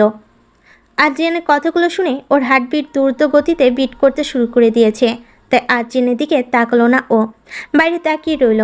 আর আদ্রিয়ান মুচকি হেসে ড্রাইভিংয়ে মনোযোগ দিল। আবরার মেনশন আজ খুব চমৎকারভাবে সাজানো হয়েছে। চারপাশটা বিভিন্ন রঙের লাইটিংয়ের আলোয় ঝলমল করছে, খুব চমৎকার লাগছে দেখতে। বিভিন্ন অতিথি, ফিল্মি অ্যান্ড মিউজিক ইন্ডাস্ট্রির মানুষ এসেছে, আর তার সাথে মিডিয়া লোকেরা তো আছেই। প্রায় সব নিউজ কোম্পানির রিপোর্টাররাই উপস্থিত এখানে। একজন এত বড় সিঙ্গারের এঙ্গেজমেন্ট বলে কথা। মিস্টার অ্যান্ড মিসেস আবরার খুব ব্যস্ত আছে বিভিন্ন কাজে। আদিপ, আশিস, তীব্র ওরা গেস্টের ওয়েলকামিং করছে, সামলাচ্ছে। আশিস হাসি মুখে সব কাজ করলেও ওর মুখে বিষণ্ণতা স্পষ্ট। চোখের নিচে কালো দাগ পড়ে গেছে, মুখ ফ্যাকাশে হয়ে গেছে। সে দুষ্ট স্বভাবের ছেলেটা যেন পাল্টেছে। সবের ব্যাপারটা বুঝতে পারলেও ইচ্ছে করেই কেউ কিছু বলছে না, কারণ ওর একটা শিক্ষা হওয়া দরকার আছে। আদ্রিয়ান আর রিক দুজনেই গেস্টের সাথে কথা বলছে। আদ্রিয়ান আজকে পুরো ফর্মাল ড্রেস পরেছে, black coat, black pant, white shirt আর রেড টাই। হঠাৎ করেই অনিমা আসার অ্যানাউন্সমেন্ট করতেই সবাই দৃষ্টি সিঁড়ির দিকে গেল। সবার দৃষ্টি সিঁড়ির দিকে গেল। আদ্রিয়ান আর রিক দুজনে একসাথে সিঁড়ির দিকে তাকিয়ে দুজনের চোখে আটকে গেল। অনিমা হোয়াইটের মধ্যে সিলভার স্টোনের সুন্দর একটা লেহেঙ্গা পরেছে। তেমন গর্জিয়াস কোনো সাজলেও সিলভার স্টোনের হালকা কিছু অর্নামেন্টস পরেছে ও, তাতেই অসাধারণ লাগছে ওকে দেখতে।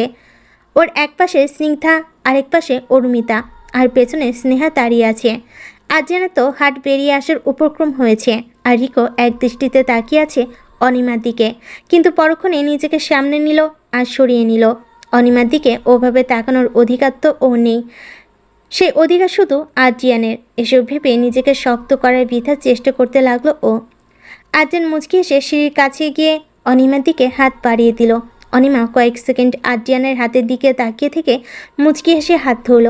সকলে খুব জোরে হাততালি দিয়ে উঠল। এরপর অনিমার হাত ধরে আদ্রিয়ান ওকে স্টেজে নিয়ে গেল এবং রিং পরানো হবে তাই সবাই এক জায়গায় ভিড় করে দাঁড়ালো। আদ্রিয়ান সকলের সামনে অনিমার সামনে হাঁটু ভেঙে বসল। সাথে সাথে কৌতূহলপূর্ণ পরিবেশটা শান্ত হয়ে গেল। অনিমাও অবাক দৃষ্টিতে তাকিয়ে আছে আদ্রিয়ানের দিকে। আদ্রিয়ান ওর দিকে রিংটা এগিয়ে দিয়ে বলল, প্রথম তোমাকে দেখেছিলাম মোমবাতির আবছা হলদে আলোতে, ভেজা চুল, মুখে জমা বিন্দু বিন্দু পানি, এক অদ্ভুত সৌন্দর্য বিরাজ করছিল তোমার মধ্যে। কিন্তু প্রথম দেখাতেই ভালোবেসে ফেলেছি বলবো না, তবে মুগ্ধ হয়েছিলাম। এরপর তোমার অনেস্টলি, কাইন্ডনেস অ্যান্ড স্পেশালি তোমার এরোসেন্সই আমাকে ধীরে ধীরে তোমার প্রতি দুর্বল করে দিচ্ছিল। আর এরপরে ধীরে ধীরে বুঝতে পারি যে ভালোবাসি আমি তোমাকে, কিন্তু শুরুতে বলিনি। না, ভয় বা সংকোচের জন্য নয়, কিন্তু ইচ্ছে করেই বলিনি। ইচ্ছে করছিল যে না বলতে, তবে এখন তুমি আমার জীবনের সেই অংশ হয়ে গিয়েছ যাকে ছাড়া নিঃশ্বাস নেওয়ার কথাটাও ভাবতে পারি না আমি। আমার হৃৎপিণ্ড তুমি, আমার হৃৎপিণ্ডের প্রতিটা স্পন্দন তুমি। বর্ষণের সেই রাতকে আমি কোনো দিন ভুলতে পারবো না, কারণ আমার জীবনের সেই রাতেই তুমি এসেছিলে। And thank you so much for coming in my life. খুব ভালোবাসি আমি তোমাকে, আর তোমার সাথেই সারাটা জীবন কাটাতে চাই আমি। তাই আজ আমার পরিবার, বন্ধু, মিডিয়া সকলের সামনে তোমার কাছে জানতে চাইছি আমি, উইল ইউ ম্যারি মি জান পাখি? কারোর মুখে কোনো কথা নেই, সবাই নীরব দর্শক হয়ে তাকিয়ে আছে ওদের দিকে। অনিমার চোখ দিয়ে ওর অজান্তে এক ফোঁটা জল গড়িয়ে পড়ল। কখনো ভাবিনি যে কেউ ওকে সত্যি এতটা ভালোবাসবে, এতটা ভালোবাসা ওর পাওনা ছিল। অনিমা মুচকি এসে আদ্রিয়ানের দিকে হাত বাড়িয়ে দিয়ে পড়ল। Yes, I will. আদ্রিয়ানও হেসে ওকে রিং পরিয়ে ওর হাতে একটা কিস করে উঠে দাঁড়ালো। এরপর অনিমাও আদ্রিয়ানকে রিংটা পরিয়ে দিল। আদ্রিয়ানকে যে রিংটা পরানো হয়েছে সেটা অনিমা নিজের টাকা দিয়েই নিজে পছন্দ করে কিনেছে। আদ্রিয়ান অনিমাকে শক্ত করে জড়িয়ে ধরল। সকলে জোরে হাততালি দিল। রিক এক দৃষ্টিতে তাকিয়েছিল ওদের দিকে, আর অনিমাকে প্রথম দেখার সাথে সাথেই সেই দিনটার কথা ভাবছিল। হাততালির আওয়াজে হুঁশ এলো ওর। নিজেকে সামনে নিয়ে নিজেও হাততালি দিতে লাগলো। ভালোইভাবে ওদের এঙ্গেজমেন্ট হয়ে গেল। এরপর প্রেস কনফারেন্স হলো। আদ্রিয়ানকে গান করতে হলো। আদ্রিয়ানেরই এক গানে অনিমা আর আদ্রিয়ান কাপল ডান্স করলো। রিক এক দৃষ্টিতে তাকিয়ে আছে ওদের দিকে, কিছুতে নিজেকে সামলাতে পারছে না। এক অসহ্য যন্ত্রণা হচ্ছে ওর মধ্যে। রিকের অস্থিরতা কারোর চোখে না পড়লেও স্নিগ্ধার চোখে ঠিকই পড়েছে। গভীর রাত। রিক ওর বাড়ির ছাদে বসে এক দৃষ্টিতে তাকিয়ে আছে আকাশের দিকে। চারপাশে পরিবেশটা নিস্তব্ধ হয়ে আছে। এই পরিবেশেও কোথা থেকে একটা চাপা দীর্ঘশ্বাস বেরিয়ে আসতে চাইছে, কিন্তু কোথাও একটা চাপা পড়ে যাচ্ছে। কিছু কিছু যন্ত্রণা থাকে যেটা খুব অসহ্যকর হয়, যা কারোর কাছে প্রকাশ করা যায় না, কাউকে বলা যায় না। একাই কুমড়ে মরতে হয় ভেতর থেকে, সেটাও গোপনে, কারণ কারোর সামনে সেই কষ্ট বা যন্ত্রণা প্রকাশ করাটাও যে অন্যায়। স্নিগ্ধা ছাদে এসে দেখে রিক এক কর্নারে বসে বসে আকাশ দেখছে। স্নিগ্ধার মনে হয়েছিল যে রিক ছাদে থাকবে, তাই এসেছে। আস্তে আস্তে রিকের কাছে গিয়ে রিকের পাশে গিয়ে বসলো। পাশে কারোর উপস্থিতি টের পেয়ে রিক তাকালো। তাকিয়ে স্নিগ্ধাকে দেখে কিছু না বলে আবার সামনে তাকিয়ে বলল, ঘুমোসনি এখনো? স্নিগ্ধাও সামনে তাকিয়ে বলল, তুমিও তো ঘুমাওনি। রিক কিছু না বলে চুপ করে রইল। রিককে চুপ থাকতে দেখে স্নিগ্ধা নিজেই বলল, আচ্ছা, তুমি তো হসপিটাল জয়েন করতে পারো, করছো না কেন? ডাক্তারি তো তোমার প্যাশন ছিল, সার্জারি তো কত পারফেক্ট ছিলে তুমি। রিক আকাশের দিকে তাকে স্থির গলায় বলল, প্যাশন ছিল, কিন্তু কিছু কিছু সময় পরিস্থিতি এমন হয়ে যায় যে শখ বা নেশা কোনোটাই পূরণ করতে ইচ্ছে করে না। আমারও ডাক্তারি করার কোনো ইচ্ছা অবশিষ্ট নেই। ইনফ্যাক্ট কোনো কিছুর ইচ্ছে আর নেই। তবে হ্যাঁ, যদি কোনো দিন এমন কোনো পরিস্থিতি এসে পড়ে, আমার আবার ওটিতে ঢোকাটা যদি খুব বেশি প্রয়োজন হয়ে পড়ে, সেদিন আমি আবার ওটিতে ঢুকবো আর সার্জারিও করব। রিকের কথার কোনো উত্তর দিল না স্নিগ্ধা। এক শ্বাস ফেলে পড়ল, আদ্রিয়ান আর অনিমাকে একসাথে দেখলে তোমার খুব কষ্ট হয়, তাই না? রিক হালকা এসে বলল, আজব, কষ্ট কেন হবে? এখানে কষ্ট পাওয়ার কি আছে? স্নিগ্ধা একটা দীর্ঘশ্বাস ফেলে পড়ল, তোমার এই রূপটার সাথে আমি নতুন করে পরিচিত হলাম। এতটা কষ্ট চেপে রেখে মুখে হাসি এভাবে ফুটিয়ে রাখতে আমার রিক্তা জানতো না। রিক এবার একটু শব্দ করে হাসলো, তারপর স্নিগ্ধার দিকে তাকিয়ে বলল, কিসব পাগলের মতো বকছিস বলতো? আমার কোনো কষ্ট নেই। স্নিগ্ধা হালকা একটু হেসে বলল, তুমি সবার কাছে নিজের ইমোশনকে লুকাতে পারো, আমার কাছে পারবে না, এটা তুমিও জানো। আমি জানি তুমি ভেতরে ভেতরে কতটা কষ্ট পাচ্ছ। খুব ভালোবাসো না ওকে? রিক একটা দীর্ঘশ্বাস ফেলে পড়ল, বাসি। 7 বছর, 7 বছরের ভালোবাসাও আমার। হ্যাঁ, এটা ঠিক যে ওর 2 হাত ধরে কখনো বলতে পারিনি যে ভালোবাসি আমি ওকে। বলতে চাইনি কখনো। ধরিয়ে নিয়েছিলাম ও শুধু আমার। ও কি চায়, ওর জীবনে কি চলছে, এসব নিয়ে মাথা ঘামাইনি কোনো দিন। আমি সবসময় ওকে নিয়ে ইনসিকিউর ফিল করতাম। অন্য কোনো ছেলেকে ওর সাথে দেখলে, কাউকে ওর দিকে তাকাতে দেখলে ভীষণ ডেসপারেট হয়ে যেতাম। রাগ লাগতো আমার, ভয় করতো যে ও অন্য কারো হয়ে যাবে। তাই সেই রাগ, সেই ভয়ের বসে ওর গায়ে হাত তুলতাম। ও পালাতে চাইলেও ভয় লাগতো, যদি সত্যি চলে যায় তাহলে আমার কি হবে। তাই ওভাবে শাস্তি দিতাম, যাতে ভয় পেয়ে হলেও আর না পালায়। কিন্তু তখন বুঝতেই পারিনি যে ভালোবাসা জোর করে নয়, ভালোবেসে আদায় করতে হয়। এটা তো আদ্রিয়ান আমাকে শিখিয়েছে। কিন্তু দুঃখ একটাই, ভালোবেসেছিলাম ঠিকই, কিন্তু ভালোবাসাকে ভালো রাখতে পারিনি। ভালোবাসার মানুষের প্রতি দায়িত্বটা কি, ভালোবাসার মানুষের প্রতি দায়িত্বটা কি সেটাই বুঝতে পারিনি। আর যখন বুঝতে পেরেছি, ইটস টু লেট। তুমি বিশ্বাস করো স্নিগ্ধ, আমি ওকে ভালো রাখতে না পারলেও আমার ভালোবাসাটা মিথ্যে ছিল না রে। সত্যি ভালোবাসি আমি ওকে, খুব ভালোবাসি। আর ভালোবাসলেই যে পেতে হবে তার কোনো মানি নেই, সেটাও বুঝতে শিখেছি আমি এতেই খুশি যে ও আদ্রিয়ানের সাথে ভালো আছে। আর ও ভালো আছে, এইটুকু আমার ভালো থাকার জন্য যথেষ্ট। ও আমার সাথে থাকবে না ঠিকই, কিন্তু আমার মনে সারা জীবন থাকবে। শুধু যন্ত্রণা হচ্ছে এটা ভেবে যে কোনোদিন ওকে বললাম না যে আমি ওকে ভালোবাসি। আর যখন বলতে চাই তখন সেটা বলার কোনো অধিকারই আমার নেই। রিক অনেকটা চেষ্টা করেও চোখের কোণে জলটা আর আটকাতে পারল না। স্নিগ্ধা রিকের কাঁধে হাত রাখতে রিক স্নিগ্ধাকে জড়িয়ে ধরে ফুপিয়ে কেঁদে দিল। রিককে তো স্নিগ্ধা কাঁদতেই দেখে না, সেই জায়গায় এভাবে কাঁদতে দেখে স্নিগ্ধার কলিজা ছিঁড়ে যাচ্ছে। ও কাঁদছে নিঃশব্দে। ভালোবাসার মানুষকে না পাওয়ার কষ্টটা ও তো জানে, আর আর তাকে অন্য কারোর সাথে দেখতে তো আরও বেশি কষ্টকর। সেই কষ্টের পরিমাপ করা এই ব্যক্তি ছাড়া আর কারোর পক্ষে সম্ভব না। আদ্রিয়ান ওর রুমের সোফায় চুপচাপ বসে আছে। একটু আগে শাওনি এসেছে। চুপচাপ বসে বসে গভীরভাবে কিছু একটা ভেবে চলেছে ও। অনিমা কফির মগ নিয়ে আদ্রিয়ানের রুমে এসে দেখে আদ্রিয়ান চুপচাপ সোফায় বসে কিছু একটা ভাবছে। অনিমা দরজায় টোকা মেরে বলল, আসবো? আদ্রিয়ান অনিমা ডাকে। আদ্রিয়ান ভাবনা থেকে বেরিয়ে দরজার দিকে তাকিয়ে দেখে অনিমা দাঁড়িয়ে আছে। আদ্রিয়ান ভুরুকুচকে অনিমার দিকে তাকিয়ে বলল, আমার রুমে ঢুকতে তোমার পারমিশন নেওয়ার কোনো দরকার নেই, সেটা কতবার বলতে হবে অনেক? অনিমা ভেতরে ঢুকে মুচকি হাসি দিয়ে বলল, সরি, আসলে আপনি কিছু একটা ভাবছিলেন তাই আর কি। আদ্রিয়ান বিরক্ত হয়ে বলল, যাই হোক না কেন, আর কখনো এমন করবে না। I don't like it. Anima হালকা হেসে আদ্রিয়ানের পাশে বসতে বসতে বলল, আচ্ছা মিস্টার, সরি বলতেছি, আর হবে না। আদ্রিয়ান অনিমার দিকে তাকিয়ে নিজেও হেসে দিল। তারপর অনিমার হাত থেকে কফির মগটা নিয়ে ওকে এক হাতে জড়িয়ে নিয়ে বলল, সকাল সকাল বউয়ের সুইটসি হাতের সুইট কফি পেলে মানে গোটা দিনটাই ভালো হয়ে যায়। অনিমা একটা টেডি স্মাইল দিল আদ্রিয়ানের কথায়। একটু পর কিছু একটা ভেবে বলল, আচ্ছা, এত গভীরভাবে কি ভাবছেন বলুন তো? আদ্রিয়ান অনিমার দিকে এক পলক তাকিয়ে একটা শ্বাস ফেলে আবার সামনে তাকিয়ে বলল, রিক যেমনই হোক আর যাই হোক না কেন, ও যাই করে থাকুন কেন, এটা কিন্তু সত্যি যে ও তোমাকে খুব ভালোবাসতো আর এখনও বাসে। কথাটা শুনে অনিমার মাথা নিচু করে ফেলল। কিছুক্ষণ চুপ করে থেকে বলল, জানি আমি সেটা, কিন্তু আমার কিছু করার নেই।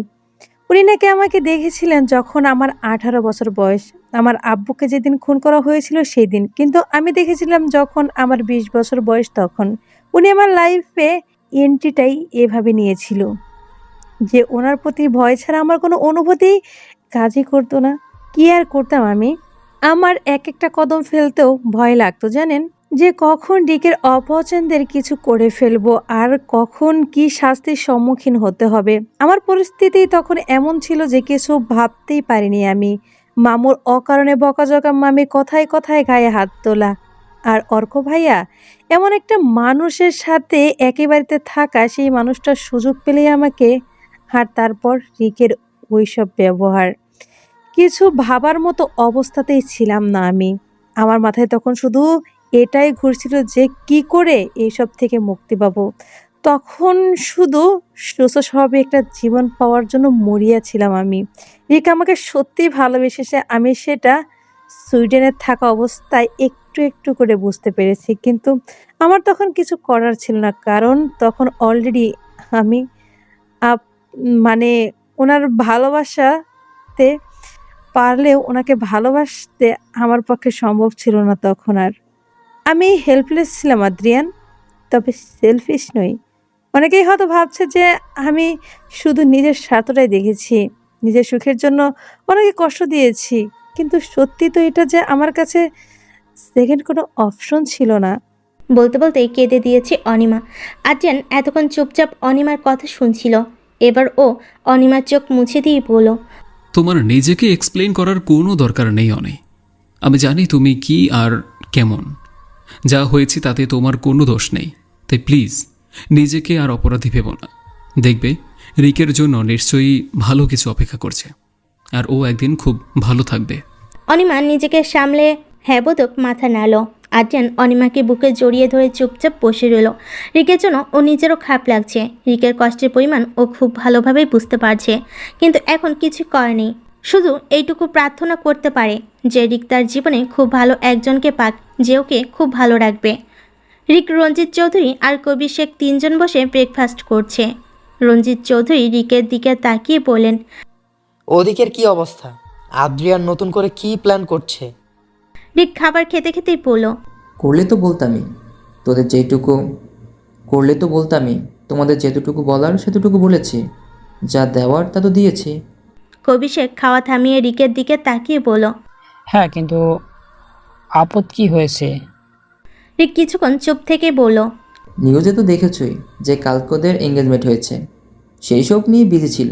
কবি শেখ চামচ নাড়াতে নাড়াতে কিছুক্ষণ ভাবলেন, তারপর রিকের দিকে তাকিয়ে বলল, তুমি এসব কি মেনে নিচ্ছ? রিক বাঁকা হাসিতেই বলল, মেনে কোথায় নিলাম মামা, সময় মতো আসল চালটা দেবো আমি। তবে হ্যাঁ, অনিমাদের নিউজ কোম্পানির হেডের সাথে যোগাযোগ রেখো। ওদের নিউজ পেপার বা চ্যানেল কোনো একটা নিউজ পাবলিশ করতে পারে, বি কেয়ারফুল। রঞ্জিত চৌধুরী ভুরুকুচকে বলেন। ওরা বলেছে? রিক বিরক্ত হয়ে বলল, তোকে এমনি এমনি বলছি নাকি আমি? হ্যাঁ, এবার প্লিজ একটু খেতে তো আমায়। বলে রিক খাওয়াই মনোযোগ দিল। ওনারাও আর কথা না বলে খেতে শুরু করলেন। আশিস বেশ কয়েকবার অরুমিতার কল করেই যাচ্ছে, কিন্তু as usual Arumita phone receive না করে কল কেটে দিচ্ছে। কিন্তু আজকে আশিসও নাছর বান্দা, কন্টিনিউয়াসলি ফোন করেই যাচ্ছে। অরুমিতা কল কাটতে কাটতে বিরক্ত হয়ে যাচ্ছে। এবার সহ্য করতে না পেরে ফোন রিসিভ করে চড়া গলায় বলল, কি সমস্যা কি আপনার? কেন এভাবে বিরক্ত করে যাচ্ছেন আমাকে? বলুন কেন? ন্যূনতম লজ্জাবোধ নেই আপনার? এত অপমান করি তবুও পেছনে পড়ে আছেন। আশিস অস্থির হয়ে বলল, আমি। অরুমিতা ওকে থামিয়ে দিয়ে বলল, চুপ একদম। ওই নামে ডাকবেন না আমাকে, আর না বিরক্ত করবেন। আশিস একটা শ্বাস ফেলে নিজেকে সামলে নিয়ে বলল, অরুমিতা প্লিজ আমার কথাটা একটু শোনো। অরুমিতা বিরক্ত হয়ে বলল, বলার বা শোনার মতো আর কিচ্ছু আমাদের মধ্যে অবশিষ্ট নেই মিস্টার আশিক। আর এখন কি হয়েছে বলুন তো? আপনার ওইসব গার্লফ্রেন্ডরা কোথায়? ওদের সাথে ফ্লার্ট করে বোর হয়ে গেছেন বুঝি, তাই আবার আমার পেছনে পড়েছেন ফুর্তি করার জন্য।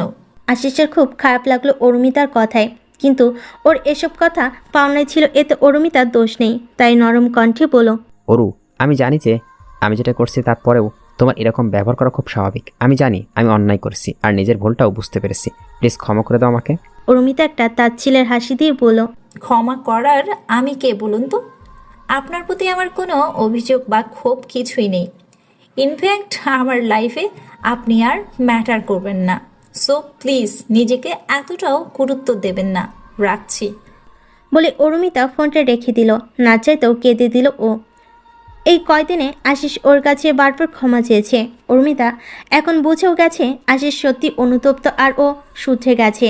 কিন্তু যতবার ভাবে ওকে ক্ষমা করে সব মেনে নেবে, ততবার ওই দিনের সেই দৃশ্য আশিসের বলা কথা মনে পড়ে যায়, আরও নিজেকে শক্ত করে পিছিয়ে আসে। আর এদিকে আশিস নিজের দুই হাতে মাথাটা চেপে ধরলো। না চাইতেও ওর চোখ দিয়ে জল গড়িয়ে পড়লো। এতটা কষ্ট এর আগে কোনোদিন পায়নিও। অরুমিতা যখন ওর ছিল তখন ওর গুরুত্ব বুঝতে পারেনি। যখন ওর ভুলের জন্যই ছেড়ে চলে গেছে তখন বুঝতে পারলো যে ওর জীবনে অরুমিতা ঠিক কী ছিল। আনোয়ার হোসেন নিজের অফিস রুমে বসে কাজ করছে। হঠাৎ অনিমা এসে দরজায় নক করে বলল, মে কেমন স্যার? আনোয়ার হোসেন অনিমার দিকে তাকিয়ে হেসে বলেন, আরে অনিমা কামিন। অনিমা গিয়ে ওখানে দাঁড়াতে আনোয়ার হোসেন বলেন, বসো, কিছু বলবে মনে হচ্ছে। অনিমা চেয়ারে বসে ওনার দিকে তাকিয়ে বলল, স্যার আপনার সাথে কিছু গুরুত্বপূর্ণ বিষয়ে আলোচনা করার আছে। আনোয়ার হোসেন ভুরু কুঁচকে বলেন, হ্যাঁ বলো। অনিমা একটা শ্বাস ফেলে নিজেকে শক্ত করে বলল, স্যার আমি একটা আর্টিকেল প্রেজেন্ট করতে চাই, আর টপিকটা খুবই স্ট্রং আর ইম্পর্ট্যান্ট। আনোয়ার হোসেন এবার একটু নড়চড়ে বসে বলেন, কাকে নিয়ে? অনিমা একটু দৃঢ় কণ্ঠে বলেন, মিনিস্টার রঞ্জিত চৌধুরীর এগেনস্টে। আনোয়ার হোসেন এবার অবাক হয়ে বলেন। তুমি সুস্থ মস্তিষ্কে বলছো তো এই কথাটা? অনিমা হালকা হাসলো, তারপর শক্ত কণ্ঠে বলল, একদম ছাড়। আনোয়ার হোসেন 2 হাতের আঙ্গুল একত্র করে বলেন। এর পরিমাণ কি হতে পারে জানা আছে তোমার? অনিমা আনোয়ার হোসেনের কথায় একটা তাচ্ছিলের হাসি দিয়ে বলল, আমার চেয়ে ভালো হয়তো অন্য কেউ জানে না স্যার। আনোয়ার হোসেন অনিমার দিকে তাকিয়ে বলেন। কবে জমা দেবে আর্টিকেলটা? অনিমা কিছু একটা ভেবে বলল, কালকে স্যার, আপনি বললে আমি কালকে জমা দিয়ে দিব। আনোয়ার হোসেন মুচকি হেসে বলেন। ঠিক আছে, ওটা যদি যুক্তিসঙ্গত হয় তো অবশ্যই অ্যাকসেপ্ট করা হবে। অনিমা হেসে বলল, thank you so much sir. আসছে বলে উঠে রুম থেকে সরে নিজের ডেস্কে চলে গেল অনিমা। অনিমা চলে যেতে আনোয়ার হোসেন কাউকে একটা কল করলেন। কল রিসিভ করতে আনোয়ার হোসেন বলেন, আপনি ঠিক ছিলেন স্যার, ওই মেয়েটা আপনার এগনেস্টে কালকে আর্টিকেল জমা দিতে চলেছে।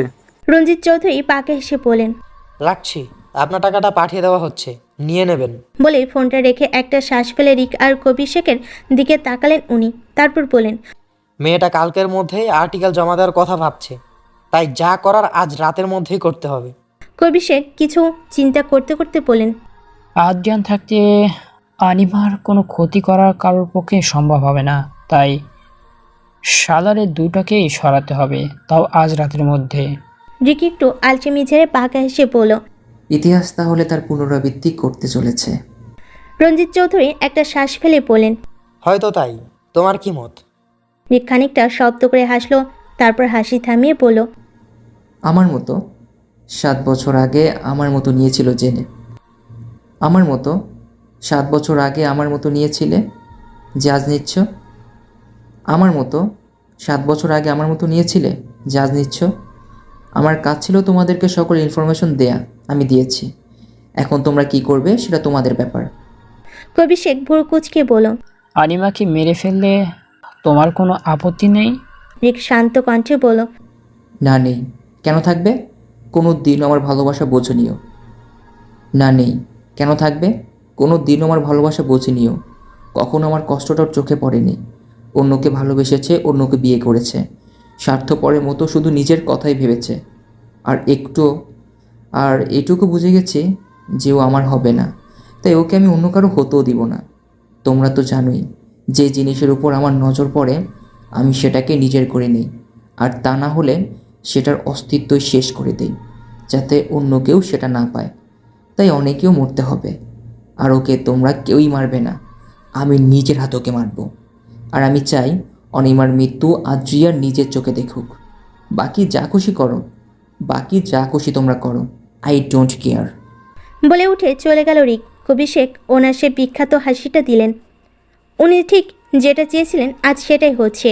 পুরো খেলাটাই সেইভাবে চলছে যেভাবে উনি চেয়েছিলেন। মিস্টার রঞ্জিতের ডাকে ভাবনা থেকে বেরিয়ে এলেন উনি। এরপরে দুজনে মিলে ছক তৈরি করলেন যে আজ রাতে কীভাবে কী করবে। রাত 8টায় অনিমা অফিস থেকে বেরিয়ে তীব্র আর অনুমিতাকে বিদায় দিয়ে নিজের স্কুটির কাছে এসে যে স্কুটিতে উঠতে যাবে, কেউ ওর কাঁধে হাত রাখলো। অনিমা পেছনে তাকাতে দেখলো ওর চারপাশে মাস্ক পরা কিছু লোক দাঁড়িয়ে আছে। অনিমা প্রচণ্ড ভয় পেল তাদেরকে দেখে। সাহায্যের জন্য চিৎকার করবে তার আগে একজন লোক কাপড় দিয়ে ওর মুখ চেপে ধরলো। অনিমা কয়েক সেকেন্ড ছটফট করার পর অজ্ঞান হয়ে গেল। লোকগুলো ওকে ধরে গাড়িতে তুলে গাড়ি স্টার্ট দিয়ে চলে গেল। আদ্রিয়ান নিজের কাজ ছেড়ে গাড়ি স্টার্ট করে বাড়ি ফিরছে। হঠাৎ ওর গাড়ির সামনে 3টে বড় গাড়ি এসে থামলো। গাড়িগুলো দেখে বাঁকা হাসলো আদ্রিয়ান, তারপর গাড়ি থেকে নেমে গেল। আর ওই গাড়ি থেকেও কিছু লোক নেমে এলো। তার মধ্যে রঞ্জিত চৌধুরী, কবির শেখও আছেন।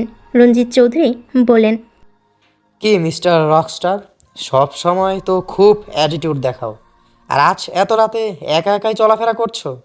তোমার তো শত্রুর অভাব নেই, একটু সতর্ক থাকবে তো, কে কখন অ্যাটাক করে বলা যায়। কবির শেখও হেসে বলেন, যেমন এখন আমরা করব। আদ্রিয়ান পকেটে হাত দিয়ে সিটি বাজাতে বাজাতে ওনাদের সামনে গিয়ে বলল, বাহ বাহ, হিস্ট্রি রিপস ইটসেলফ। কথাটা শুনেছিলাম, আজ নিজ চোখে দেখেও নিলাম। আজ থেকে 7 বছর আগে এরকমই এক রাতে একজনের রাস্তা এভাবেই আটকানো হয়েছিল, তাকে মারার জন্য, রাইট?